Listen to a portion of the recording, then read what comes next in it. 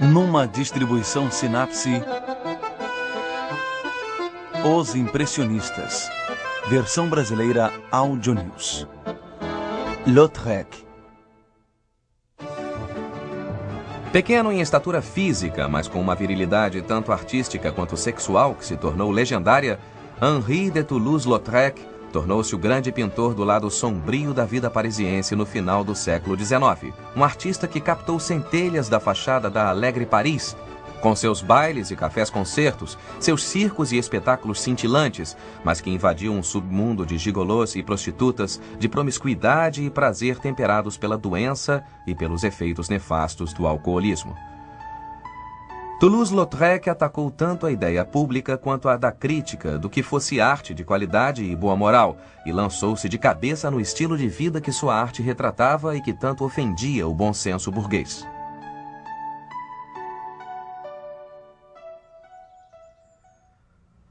E como era de se esperar, Henri nasceu numa noite tempestuosa em 24 de novembro de 1864, aqui em Albi, uma cidade pré-romana a 65 quilômetros de Toulouse, berço da magnífica Catedral de Sainte-Cécile, de tijolos vermelhos e de um palácio episcopal que se elevava acima do rio Tarn. Sua família era de aristocratas descendendo diretamente dos grandes condes medievais de Toulouse, que se casaram com a família Lautrec nos idos de 1196. Mas em meados do século XIX, a família era mais interfamiliar que puro sangue, com consequências devastadoras para o filho primogênito.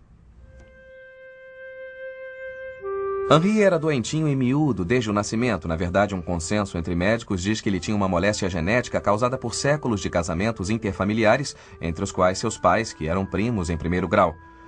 Mas as coisas ficaram críticas para o adolescente Henri quando, em fins da década de 70, ele quebrou o fêmur esquerdo ao cair de uma cadeira. Um ano mais tarde, ele quebrou a perna direita também. Assim, a partir dos 14 anos, ele ficou com as pernas aleijadas e seu crescimento foi prejudicado. Com efeito, seu físico tendeu cada vez mais para o nanismo à medida que ele foi envelhecendo.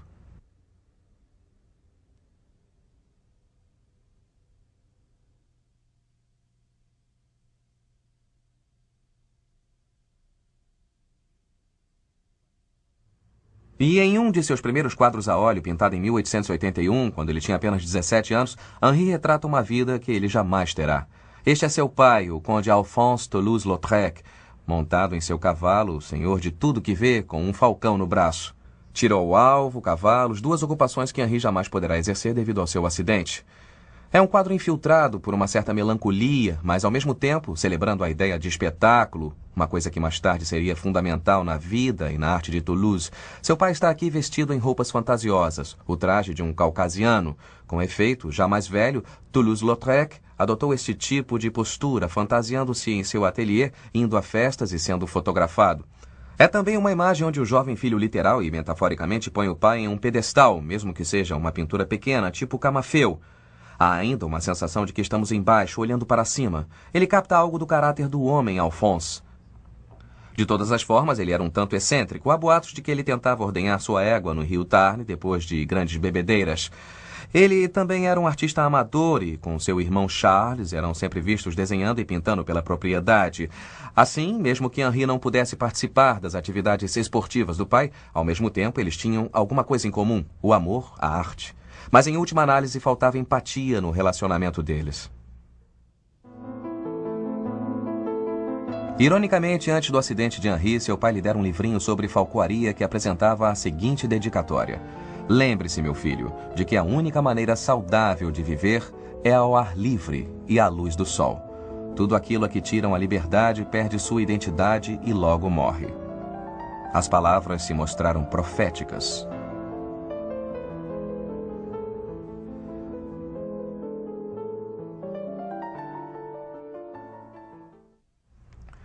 Cada vez mais rejeitado pelo pai, Henri agarrou-se cada vez mais à mãe e pintou vários retratos dela, inclusive a obra de maior substância que ele já fizera em 1883. Aqui está ela, Adèle, a condessa de Toulouse-Lautrec, uma mulher culta, carinhosa e reservada, o oposto de seu marido, o conde. Tanto assim que, nesta época, eles se separaram, e é a melancolia de seus olhos baixos que permeia este retrato. Mas, ao mesmo tempo, em sua ambição e escala e em sua leveza de toque, fica claro que Henri andava observando a mais avançada forma de pintura da época, o impressionismo e sua evolução. As pinceladas são vibrantes, dinâmicas, até a tinta foi afinada. Podemos ver áreas da tela nua por baixo, mas o efeito da luz brilhando no fundo e sobre a própria Adèle fica evidente e, de certa forma, é o que a liga a todo o fundo. A pintura, entretanto, é permeada por uma enorme sensação de tristeza, não só porque o casamento dela falira, mesmo que não se possa deixar de perceber a aliança de casada proeminentemente exibida em seu dedo ali no primeiro plano. Ela perdera o segundo filho há pouco e, na verdade, trata-se de uma pintura de transição, um rito de passagem, onde todo o amor dela e suas expectativas são firmemente plantadas nos ombros de Henri. O estilo de Lautrec progrediu através de sua crescente consciência do impressionismo, que ele absorvera em suas viagens a Paris, tendo visto as obras de Manet, Cézanne e Monet, entre outros. Neste retrato de sua mãe podemos ver a influência do trabalho de Cézanne, as pinceladas vivazes claramente separadas e a técnica de Achura. Mas enquanto Cézanne levava as paisagens impressionistas a novas alturas, as preocupações de Toulouse-Lautrec começavam a se afastar dos espaços livres. Na verdade, ele deixou os retratos de família e as paisagens para trás e começou a desenvolver interesses mais metropolitanos. Seu interesse em mulheres também se afastava do maternal. Era hora de se libertar e partir para o norte. Henri passou tempo aqui em Paris, tanto em criança quanto como estudante de arte, trabalhando nos ateliês de René Prancetot, um amigo da família, e Léon Bonnet, um respeitado, se bem que conservador pintor acadêmico, mas em 1884 ele estava pronto para se mudar para cá permanentemente, para a capital da arte do mundo, que inspirara os pintores da vida moderna, de Manet em diante, e que em Toulouse-Lautrec encontrou o maior cronista de seu submundo urbano. A alegre Paris e seu lado obscuro tornaram-se obsessões artísticas para o jovem pintor de Albi. Lautrec mudou-se para Montmartre, um bairro de Paris que rapidamente se tornava o centro de entretenimento da capital. Artistas e artesãos mudavam-se para cá, atraídos pelos aluguéis baixos, pelo meretrício, cafés e salões de dança. Na liderança estava o Moulin de la Galette, construído no local de um antigo moinho de vento. Ele tinha restaurantes, bares e salões de dança, tanto lá dentro quanto do lado de fora. O lugar tornou-se um caldeirão para todos os segmentos da população de Montmartre, de respeitáveis homens de negócios a vadios da pior espécie. O lugar possuía grande encanto para o jovem aristocrata de Albi, que deixou crescer a barba, começou a se vestir com apuro e que passeava pelos salões de baile e cafés-concertos, ouvindo cançonetas e poemas satíricos, papeando com artistas e gigolôs e bebendo. Uma coisa que Henri faria com entusiasmo daquela época em diante. Sua bengala tinha um espaço oco no castão com uma garrafinha que ele enchia de conhaque ou absinto todo dia. Seu outro vício, aquele que sua mãe mais temia quando ele deixou a família, eram as mulheres de má fama por quem ele desenvolveu um apetite voraz que se tornou legendário em toda Montmartre. Especialmente uma cantora de um dos salões de dança sob o nome Rosa Larouche, verdadeiro nome Carmen Godin, que quando Lautrec a viu pela primeira vez disse: "Ela é de primeira. Não tem cara de vagabunda? Seria maravilhoso se pudesse me servir de modelo." Mas em vez da apimentada persona teatral, ele encontrou uma calma e doentia moça da classe trabalhadora que ganhava a vida de dia como lavadeira. E é este aspecto dela, e não o da dama maquiada, que Henri retratou a óleo em numerosos quadros. Seu flamejante cabelo ruivo, que Lautrec confessou ser seu fraco em qualquer mulher, foi pintado com um pincel quase seco. O rosto é recoberto de tinta mais espessa para acentuar sua palidez, aplicada de modo a parecer fundir um interesse impressionista por luminosidade, combinado com uma crescente fascinação pela luz teatral ou de palco. Na mesma época, a lavadeira como tema de pinturas também era desenvolvida por Edgar Degas em quadros como este. Degas e sua obra tiveram um grande impacto sobre Lautrec e Henri morava numa parte da mesma casa que o pintor mais velho. Ele pediu muita coisa emprestada à arte de Degas, usando desenhos fortes e escuros e cortando imagens da forma dramática que Degas aprendera com a cultuada arte japonesa e com as técnicas recentemente desenvolvidas da fotografia. Lautrec também começara a usar pastéis e carvão e a experimentar com pintura sobre cartão, exatamente o que Degas estava fazendo, e para culminar ele começou a pintar e a ter um caso com a modelo favorita de Degas, Suzanne Valadon, que posou para este quadro.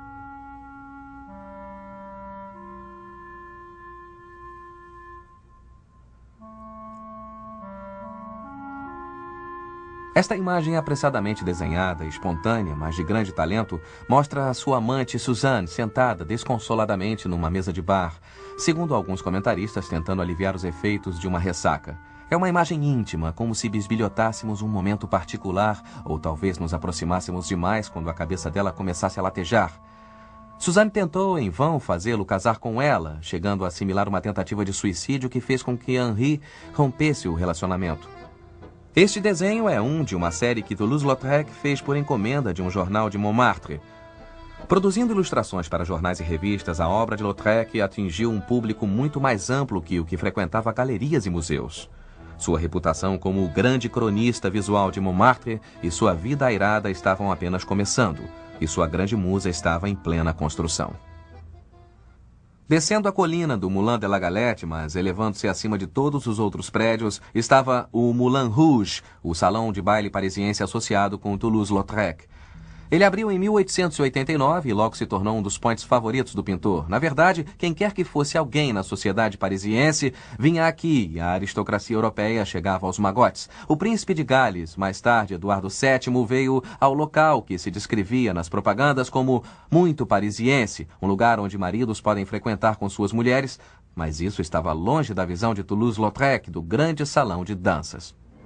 O Moulin Rouge era o ápice de uma recém-estabelecida indústria do entretenimento em Montmartre, onde tudo era uma borbulhante combinação de rapidez, fúria, frivolidade e enganação. Tudo que fascinava Toulouse-Lautrec, cuja obra se inspirou no local desde o início. Lautrec estava especialmente interessado nas artistas profissionais que ele empregava como modelos, mas que ele tentava captar em ação na pista de dança.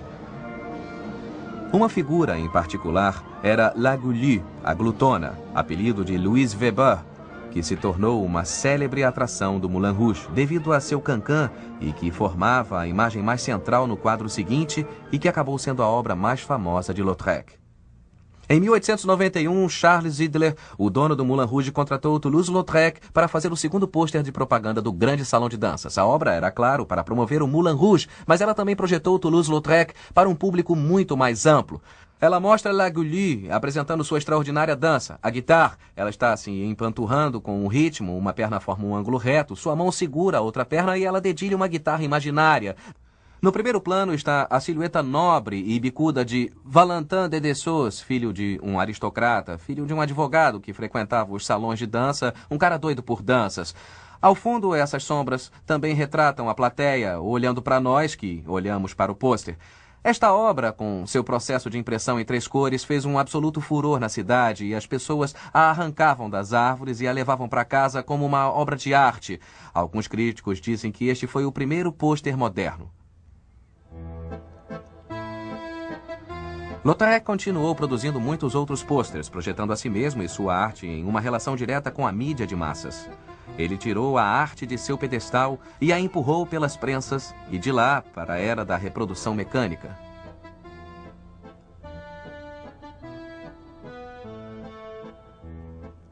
As dançarinas de Montmartre foram imortalizadas por Toulouse e criaram fama como celebridades historicamente menores através de suas pinturas e pôsteres de um modo semelhante à reportagem fotográfica do século XX. Cha U-Kao, vestida de amarelo, a palhaça lésbica. Mãos enluvadas parecendo aranhas tornaram-se a marca registrada de Yvette Gilbert, uma das mais picantes cançonetistas da cidade. Jeanne Avril, uma aristocrata que dançava com uma energia que a fez ser cognominada de La Mélinite, ou Dinamite, era descrita como dançando com um ar de depravada virgindade.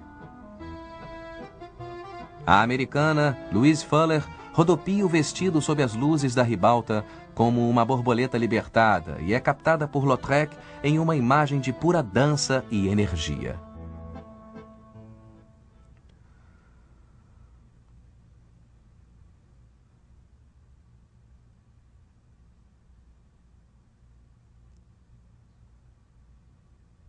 Mas a imagem mais dinâmica que ele produziu foi esta, o Ballet de Papa Chrysanthème, uma dança exibida em um circo, o Circo do Papa Chrysanthème. E seus instrumentos são os mais reduzidos, é um óleo sobre madeira e a própria tinta é diluída. As linhas são as mais econômicas que ele pôde produzir, mas então ele decola como se convidasse o desenho para um passeio ou para dançar. Temos 2 figuras no primeiro plano, congeladas como estátuas nestas poses de balé que, de certa forma, amplificam a sensação de espaço que passa pelas figuras no mini-palco. 2 ou 3 linhas desenham o vestido. Ela está curvada para trás e, de alguma forma, tem-se a sensação de que ela está prestes a explodir em vida. Em última análise, o dinamismo e a explosão das pinceladas são o que interessa, o que dá força à pintura. Imagine alguém como Toulouse-Lautrec, que mal podia andar, muito menos dançar, a frustração de tentar captar a essência da dança e do movimento e ver dançarinos trabalhando o tempo inteiro. De certa forma, ele superou isto transformando sua pintura e seu pincel em uma forma de dança substituta. Um substituto e também um meio de expressão artística.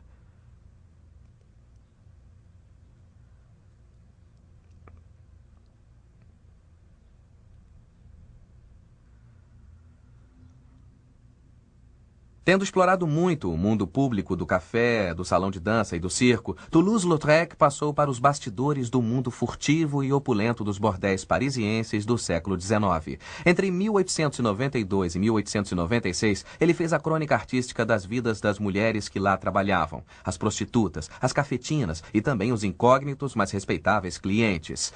Mas esta obra, que retrata a sala da frente do grande bordel da Rue des Moulins, é seu maior feito na época. É claro que artistas como Degas pintaram a prostituta, mas era uma visão dos bastidores, um retrato muito furtivo. O que Toulouse-Lautrec faz e seu modo de quebrar tabus é mergulhar abertamente na cultura do bordel, tanto que ele se mudou para lá, morando meses a fio, quase como se fizesse um tratamento de águas, mas sempre em nome da arte.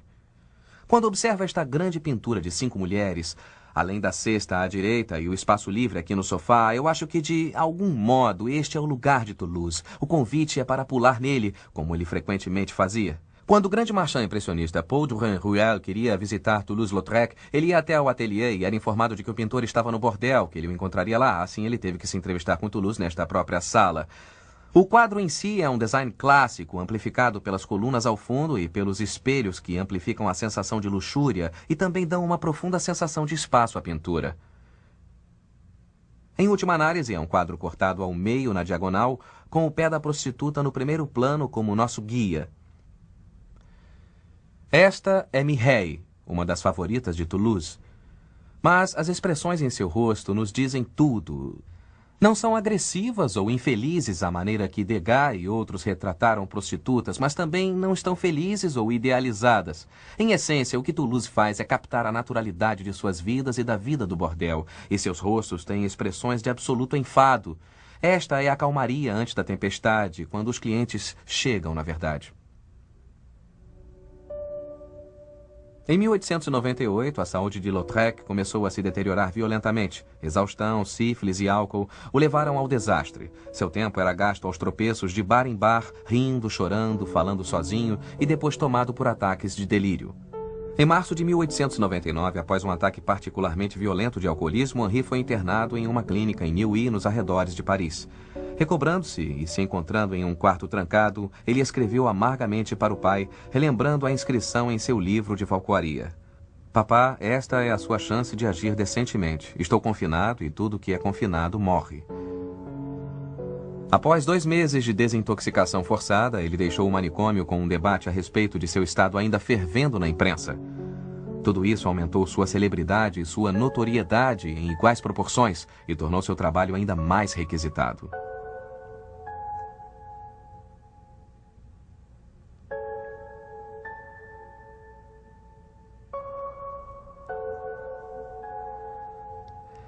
Uma mudança sutil, mas significativa, ocorre na obra de Lautrec de 1899 em diante, com o clima de sua paleta ficando muito mais sombrio. Aqui, em uma terna pintura de uma jovem chapeleira chamada Louise Blouet, o toque de Lautrec ainda é leve, assim como a própria figura, mas o fundo e o primeiro plano são contrastantemente escuros, como se prestando homenagem a Rembrandt. A composição da pintura é mais clássica que muitas obras anteriores de Lautrec, mas ainda personaliza seus sentimentos para com a jovem. Entretanto, há algo de fantasmagórico em seu rosto que, quando combinado com os chapéus espectrais no fundo, sugerem o estado mental de Lautrec, cada vez mais instável. No início de 1901, o amigo fiel de Lautrec e Marchand, Maurice Julian, propôs a montagem de uma ampla exposição retrospectiva para melhorar o estado de espírito e capitalizar o crescente interesse do público por sua obra. Henri ficou entusiasmado com a ideia e passou quase 100 dias em seu ateliê parisiense, febrilmente terminando, retrabalhando, aperfeiçoando e escolhendo, finalizando alguns desenhos e eliminando outros como se guiado por uma necessidade de deixar tudo em ordem. Sua carreira foi uma combinação de intenso trabalho e diversão. Mais de 700 quadros a óleo, quase 300 aquarelas, cerca de 350 gravuras e mais de 5.000 desenhos terminados. A obra de uma vida alcançada em apenas 15 anos.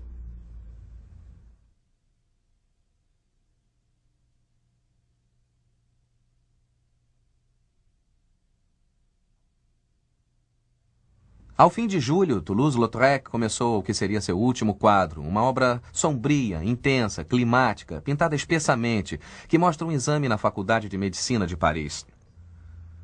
É um tema curioso para um quadro e emerge do fato de que seu primo Gabriel, em 1899, passou por um exame semelhante ao tirar o doutorado. Mas acho que, em essência, esta é uma obra autobiográfica. Toulouse-Lautrec se identifica diretamente com um homem que está sendo examinado, pois ele é um homem que foi submetido a vida inteira a exames médicos. Da meninice e dos acidentes direto até os interrogatórios mentais, ele sente que só sofreu nas mãos do médico da clínica. E assim, a intensidade do espaço confinado, da escuridão do fundo, amplificam sua sensação de frustração. É um quadro quase irado. Vejamos o vermelho vivo da capa do médico, de suas orelhas e sua boca, e aqueles olhos semicerrados. Não se trata de um exame amistoso, não é um exame acadêmico. Trata-se de um interrogatório físico, e creio que é isso que Toulouse está tentando transmitir. É um quadro de intensa frustração sobre seu próprio estado e a vida que teve que levar. Em fins de agosto, Henri Toulouse-Lautrec sofreu outro ataque de paralisia e teve que se mudar para o sul novamente, para a casa de sua mãe, em Mannheim, onde em 9 de setembro, com apenas 36 anos, ele morreu nos braços da mãe.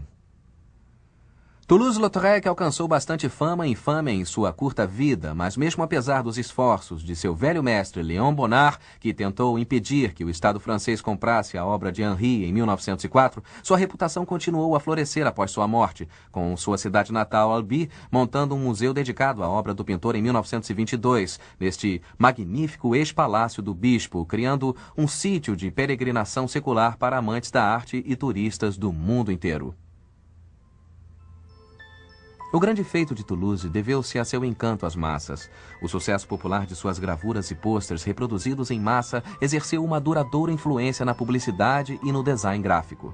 Junto com outros pós-impressionistas, de Cézanne a Van Gogh, ele continuou a expandir a linguagem artística iniciada pela Revolução Impressionista. A cor era usada livremente, o desenho quase sempre liberado, e seus temas continuaram a desafiar a moral vigente e o gosto público, à medida que o aristocrata de Albi se tornou o maior explorador do lado sombrio da alegre Paris. Sua vida, como sua arte, foi dramática e sedutora, mas em última análise, diferente da maioria dos impressionistas, ele não é uma figura que se eleve na arte dos últimos 200 anos.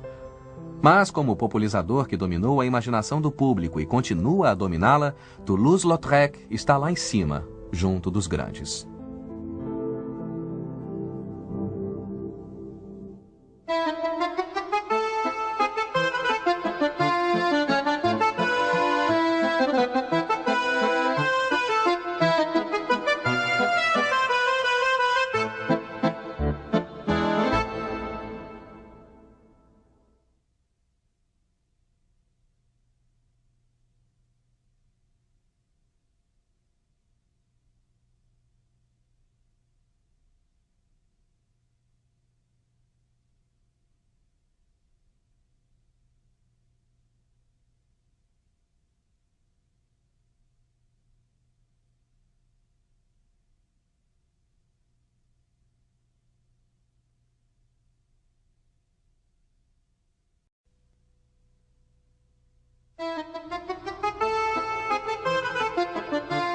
Numa distribuição Sinapse, Os Impressionistas, versão brasileira Audio News. Lautrec. Pequeno em estatura física, mas com uma virilidade tanto artística quanto sexual que se tornou legendária, Henri de Toulouse-Lautrec tornou-se o grande pintor do lado sombrio da vida parisiense no final do século XIX. Um artista que captou centelhas da fachada da Alegre Paris, com seus bailes e cafés-concertos, seus circos e espetáculos cintilantes, mas que invadiu um submundo de gigolôs e prostitutas, de promiscuidade e prazer temperados pela doença e pelos efeitos nefastos do alcoolismo. Toulouse-Lautrec atacou tanto a ideia pública quanto a da crítica do que fosse arte de qualidade e boa moral, e lançou-se de cabeça no estilo de vida que sua arte retratava e que tanto ofendia o bom senso burguês.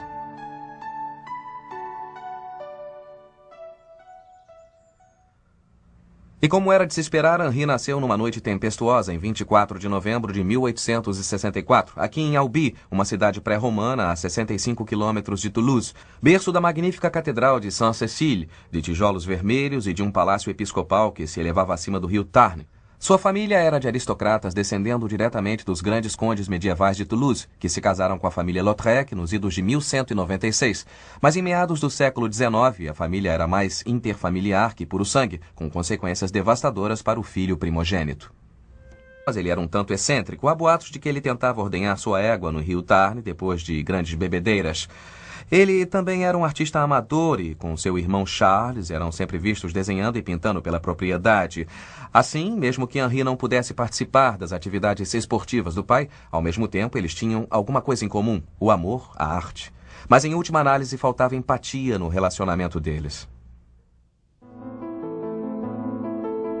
Ironicamente, antes do acidente de Henri, seu pai lhe dera um livrinho sobre falcoaria que apresentava a seguinte dedicatória: "Lembre-se, meu filho, de que a única maneira saudável de viver é ao ar livre e à luz do sol. Tudo aquilo a que tiram a liberdade perde sua identidade e logo morre." As palavras se mostraram proféticas.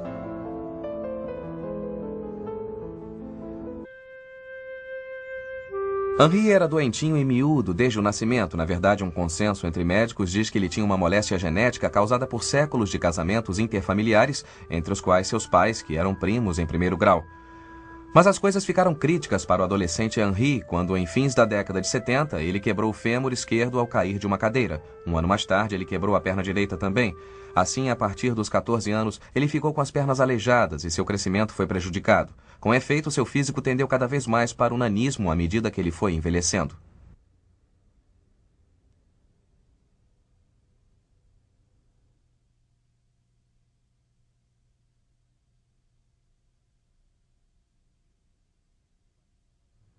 E em um de seus primeiros quadros a óleo, pintado em 1881, quando ele tinha apenas 17 anos, Henri retrata uma vida que ele jamais terá. Este é seu pai, o conde Alphonse Toulouse-Lautrec, montado em seu cavalo, senhor de tudo que vê, com um falcão no braço. Tiro ao alvo, cavalos, duas ocupações que Henri jamais poderá exercer devido ao seu acidente. É um quadro infiltrado por uma certa melancolia, mas ao mesmo tempo celebrando a ideia de espetáculo, uma coisa que mais tarde seria fundamental na vida e na arte de Toulouse. Seu pai está aqui vestido em roupas fantasiosas, o traje de um caucasiano. Com efeito, já mais velho, Toulouse-Lautrec adotou este tipo de postura, fantasiando-se em seu ateliê, indo a festas e sendo fotografado. É também uma imagem onde o jovem filho literal e metaforicamente põe o pai em um pedestal, mesmo que seja uma pintura pequena, tipo Camafeu. Há ainda uma sensação de que estamos embaixo, olhando para cima. Ele capta algo do caráter do homem, Alphonse. De todas as formas,